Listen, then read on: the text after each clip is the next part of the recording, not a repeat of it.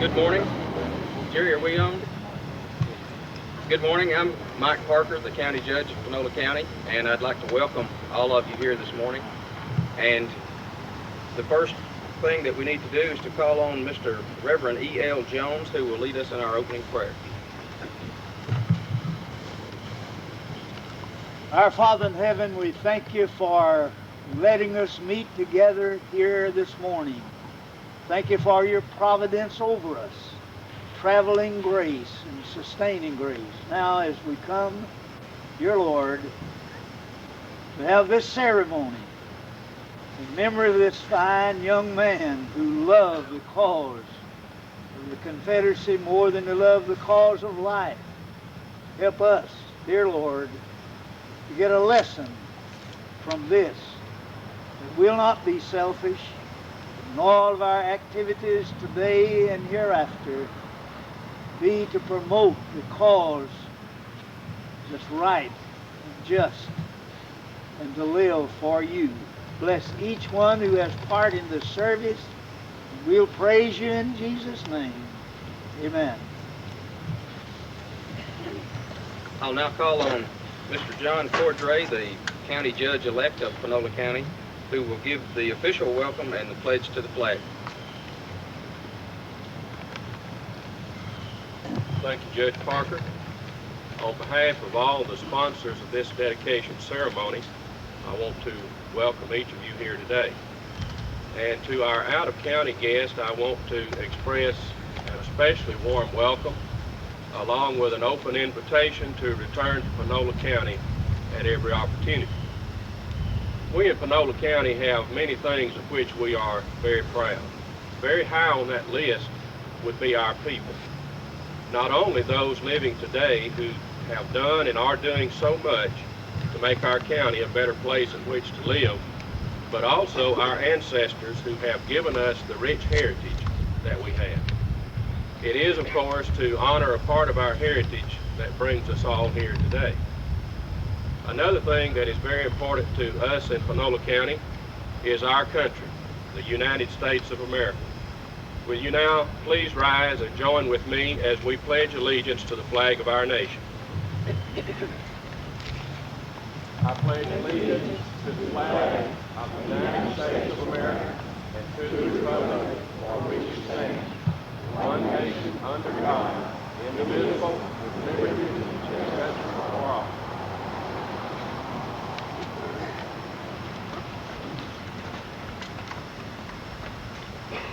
We'll now call on one of our most treasured resources here in Panola County, Ms. Lilabelle Legrone, the chairman of the Panola County Historical Commission, who will share with us some of the historical data concerning this occasion. Ms. Legrone.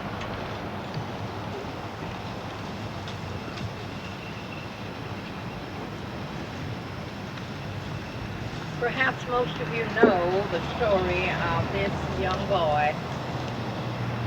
We are indebted to the sons of the Confederate veterans who make up the Walter P. Lane post of Confederate veterans' sons.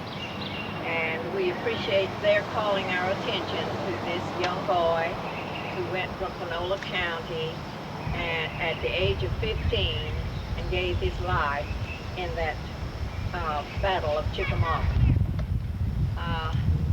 Today we honor him, but we also honor others who gave their lives. We had not had such an honorary ceremony before for the Confederate veterans who gave their lives. Local soldiers who left Panola County in the early months of the war included this 15-year-old boy named Jimmy Arnold. He enlisted in Company G, commanded by Lieutenant J.D. Rudd.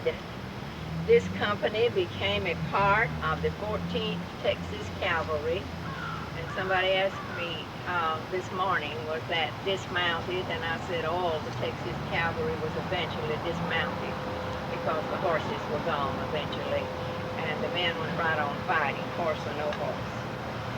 This company became a part of the 14th Texas Cavalry, Hector's Brigade, and Hood's Division. No greater fighting units were in the Civil War than those groups. It was a special moment for me when I learned that Jimmy's commander was J.D. Rudd. My maternal grandfather, Sam Lowry of Russ County, was also in Rudd's company. And Grandpa Sam loved Rudd like he was his brother. In fact, as long as they both lived, Grandpa visited Rudd every year, coming by our house in Brooks Community, Panola County, en route from Russ County, horseback or in a buggy, one of the two, when I was a little bitty child, but I remember it well, going to Wascom to visit with his old Civil War buddy, Rudd. He just called him Rudd. They were among the 13 that the story tells us lived through the 4 years of the war, when 140 made up the original company, and only 13 lived to see it through. Jimmy Arnold was not one of those 13. He lost his life at Chickamauga. This story was told by Mrs. J.D. Rudd as she recalled the young boy's devotion to the Confederacy. She said, "Little Jimmy Arnold, a 15-year-old, and these are her words, a 15-year-old orphan boy from our neighboring town of Carthage, was a private in Company G, of which my husband was first lieutenant." This is Mrs. Rudd speaking. The company left Texas for the war in 1861.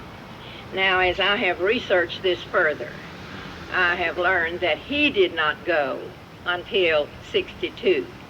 He would not have been 15 until in 1862. And we have his service record here for you to look at if you like. But they were always recruiting back where the original company started, and he was one of the recruits a year later. The bodies of 137, Mrs. Rudd said, were left to molder in the dust. And only these 13 came back.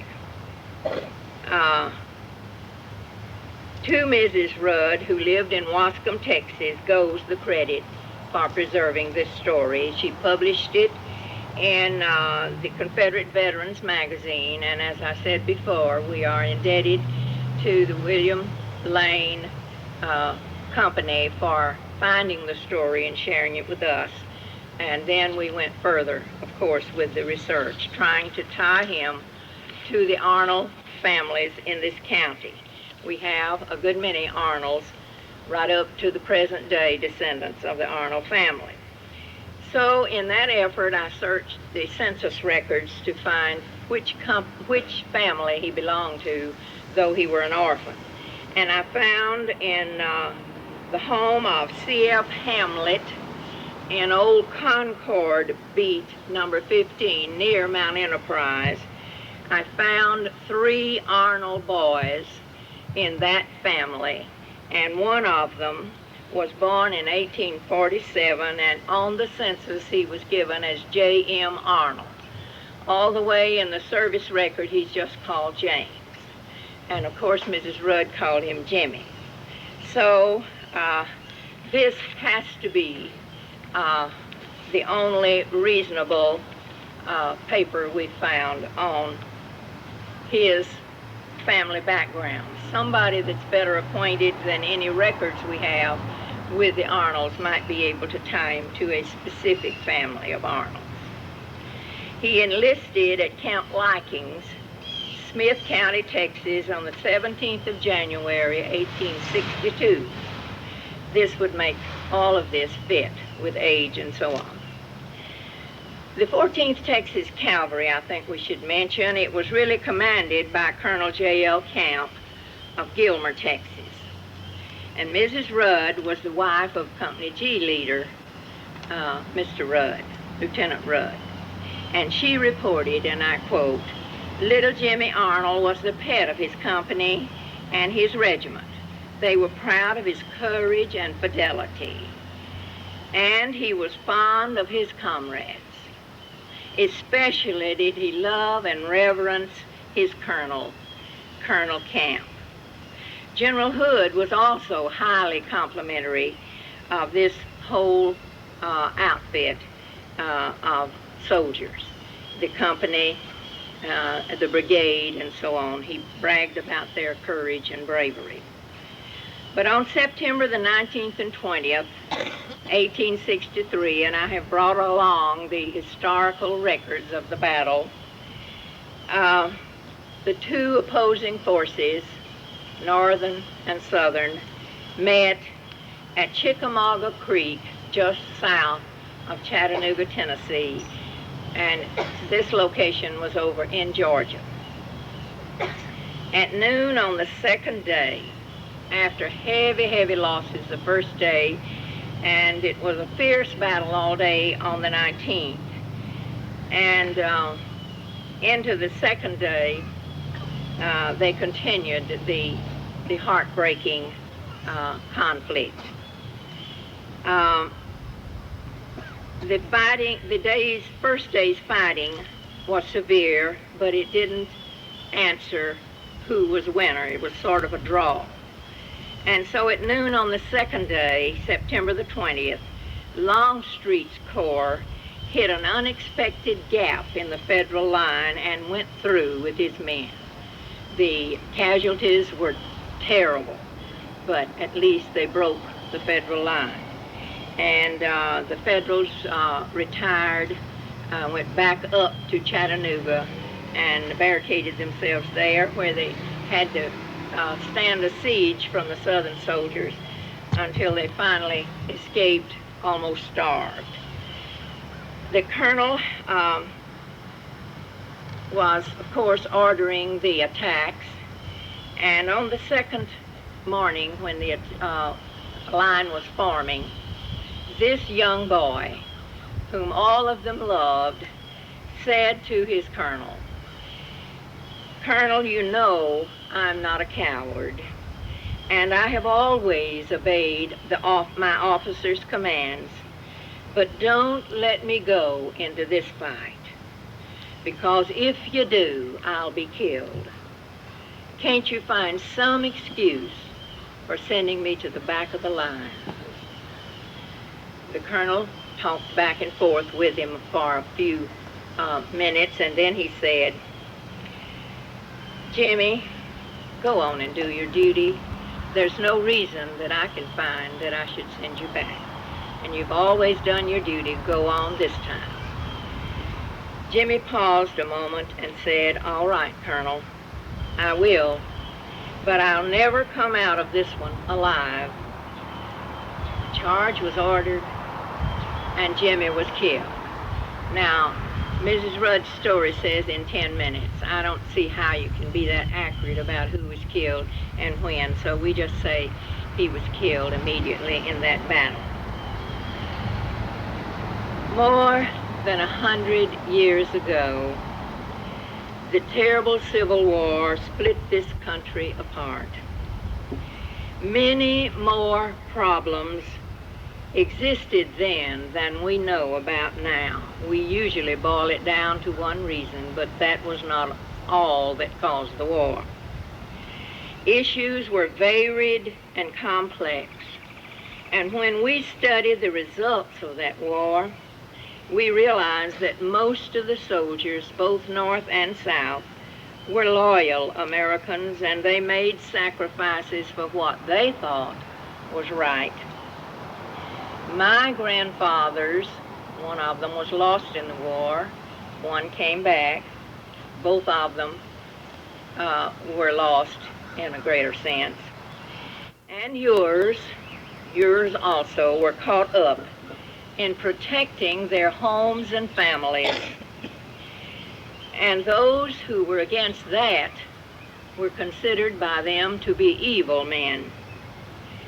Once, years ago, after I had attended a national education conference in the East, I did some comparison of Grandpa Sam's day and mine. Sam Lowry was his name. And I wrote a brief poem. As you know, I'm always writing verses, but I wrote a brief poem to register my feelings about Grandpa's sacrifices and the sacrifices of others as well. Because I now see evidence that the war is not truly over, and I called it Grandpa's war, but it's also your war and mine. And until we come to terms with the fact that they were our men in America, and we honor them, and that we are recipients of the treasured heritage that they established. These are the lines I wrote about Grandpa's war. In 1861, Grandfather rode off to a war. He thought he must protect his rights and home that was worth fighting for.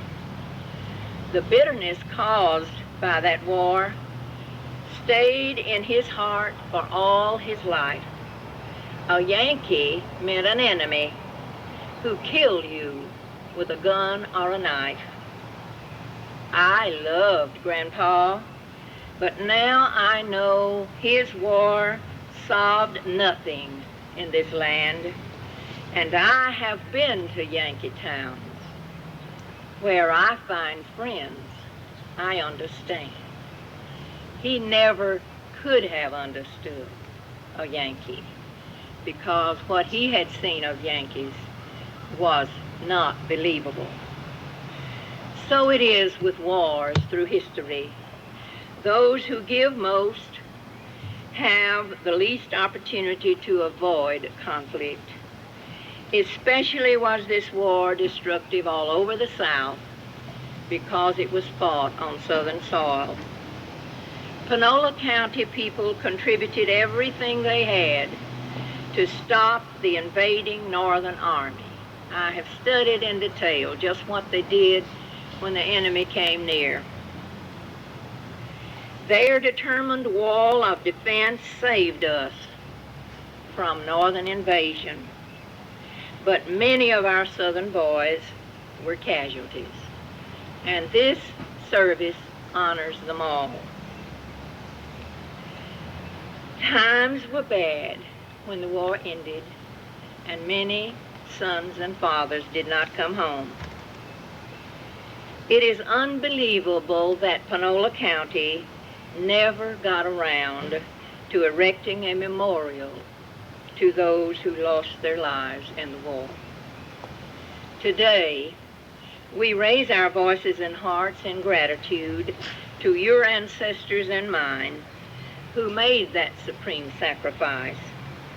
A few years ago, I did extensive research to compile an honor roll of Panola County men serving in that war, and I'm still now adding new discoveries of names to that list. I hope one day to republish that roll with more names than I had to begin with. God grant that we are never called on again to go into such a conflict where brothers, uncles, cousins fight each other. Amen.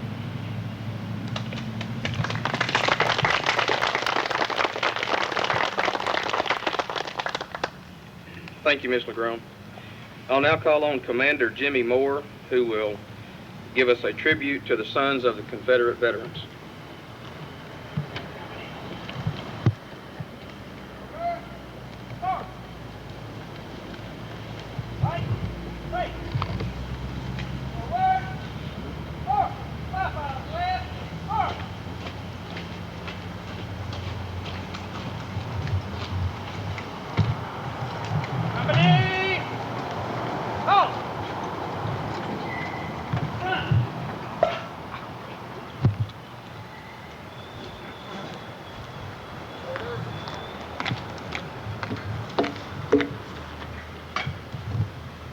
Before I have a few words to say, we're honored today here to have Mr. Pete Olebeck, who is our newly elected Deputy Commander-in-Chief of the entire Sons of Confederate Veterans. I'd like for him to come forward now and say a couple of words. Pete.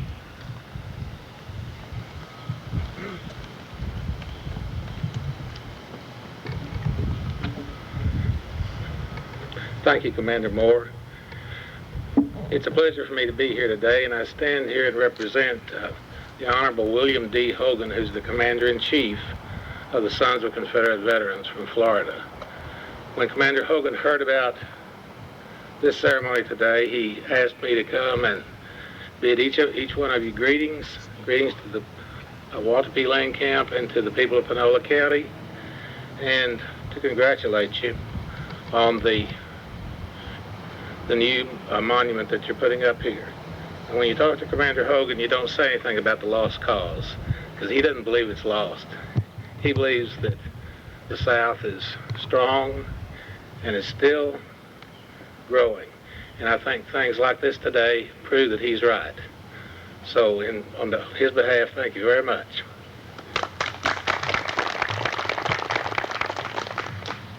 We also have with us today the State Commander of the Texas Division, Mr. Jim Vogler.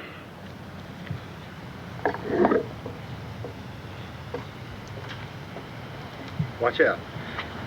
Thank you. I'm very pleased to be here. I want to bring you greetings from the Texas Division of the SCV, Sons of Confederate Veterans. We're about 1,400 strong across the state. And we're still continuing to grow, and hopefully, I understand we're going to start a new camp here today, and hopefully a lot of you gentlemen that are here are going to be joining. Part of the reason for the Sons of the Confederate Veterans is for things such as this. It's to honor our ancestors and to erect markers to them and to preserve the markers that are up today, such as the ones on the UT campus. Thank you for inviting us here, and we're just happy to be a part of this ceremony. Thank you.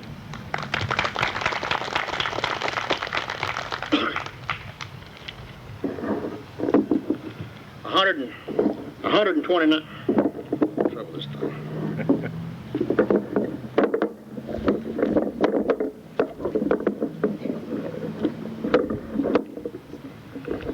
I'll just hold it.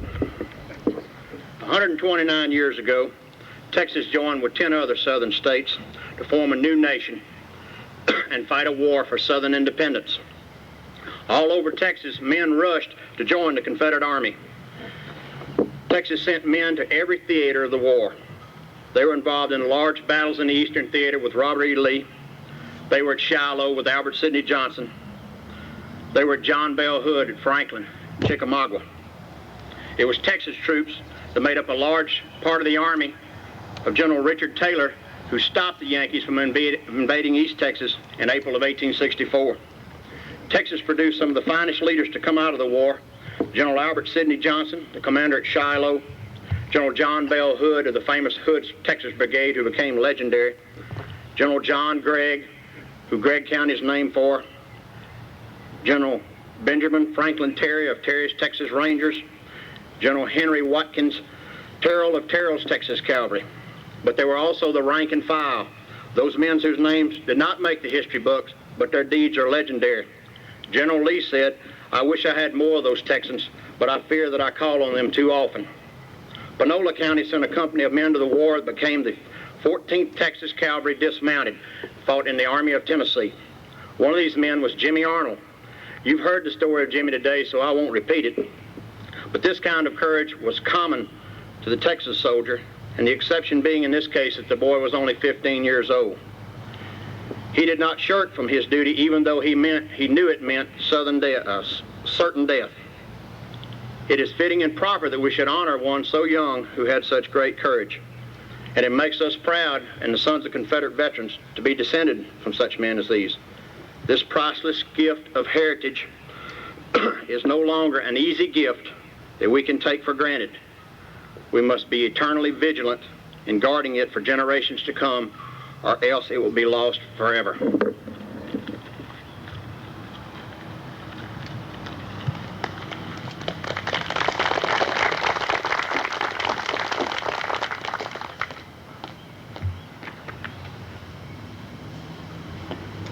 I'll call on Tommy Holmes and Charles Holmes y'all will come up here and position yourself on either side of the marker.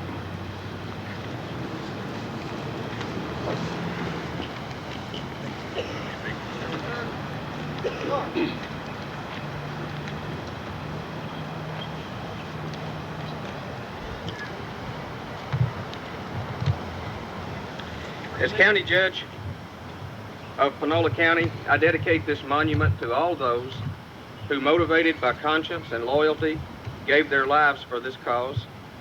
I also dedicate this monument to the sincere hope that history will record as heroes not only those whose cause remains unvanquished. Please unveil the marker. Present. Mark.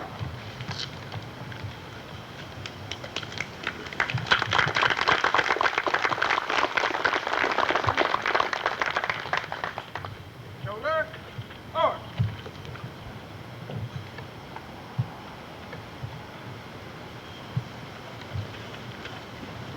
The sons of the Confederate veterans will now give the military salute and taps.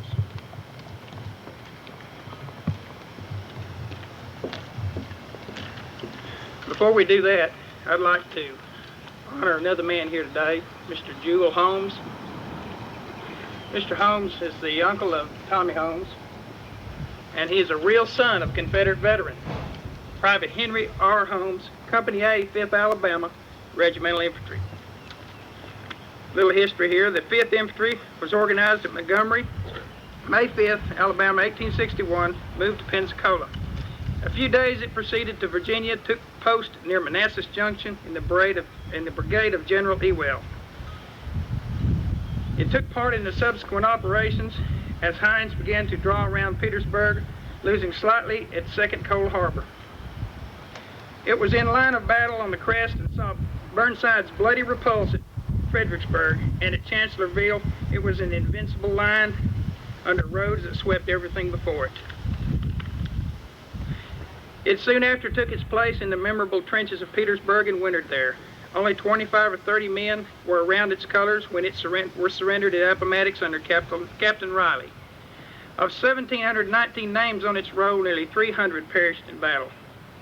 240 others died in that service, and 507 were discharged or transferred. We're here today to present a medal, a Real Sons Medal, to Mr. Jewel Holmes. The Walter P. Lane Camp Sons of Confederate Veterans Longview are very, very happy to be a part of this. I'm very honored.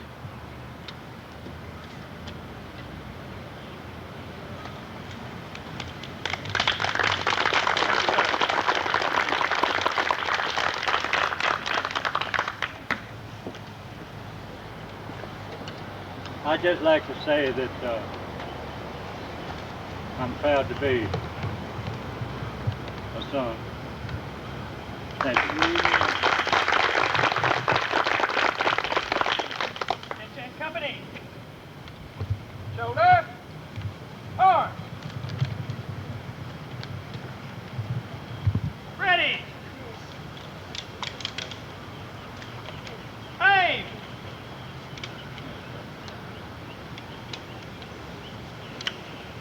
Left oblique. Extreme elevation. Fire!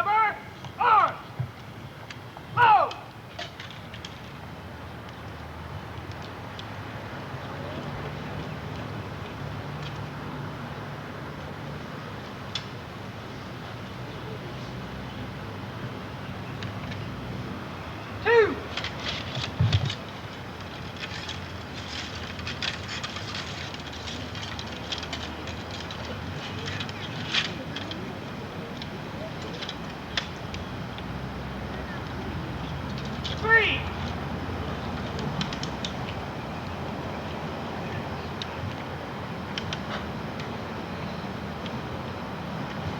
Ready. Aim. Left oblique. Extreme elevation. Fire. Recover. Arm. Shoulder. Arm.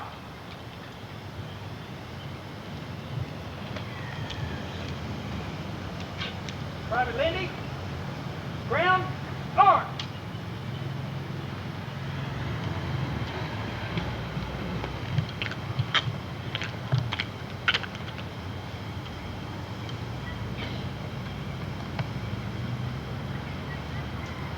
Present.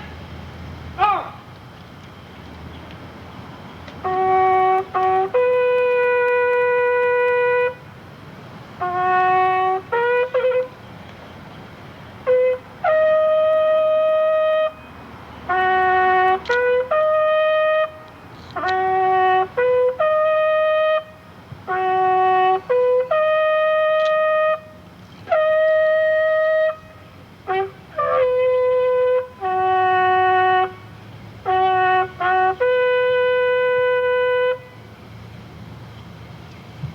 Shoulder. Arm.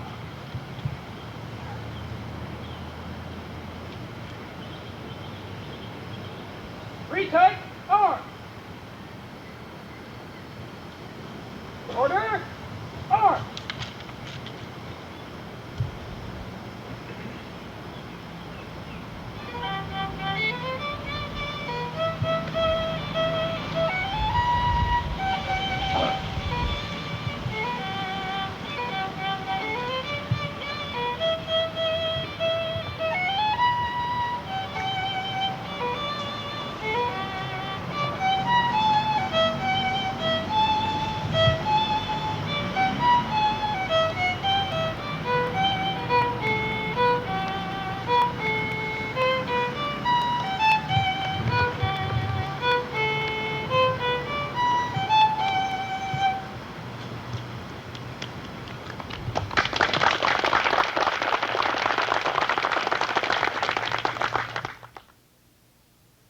Observing that very much. I also want to take this opportunity. I know that things like this don't happen just on the efforts of 2 or 3 people, but I saw Tommy Holmes and Weldon Soap up here sweating one evening, pouring this slab and toting concrete, and I want to thank them for that. I also want to thank Jerry Hansen at KGAS. He's always a real good neighbor on things like that, and he provided the sound system for us this morning. And I also don't want to pass up this opportunity to thank Ms. Lilabelle Legrone once again for doing so much work to improve the quality of life here in Panola County. I would just hope that everyone would be challenged to do as much to make the community where they live a better place as much as Ms. Legrone has. We just treasure her so much, and thank you very much, Ms. Legrone. Thank you. And with that, that's, yeah.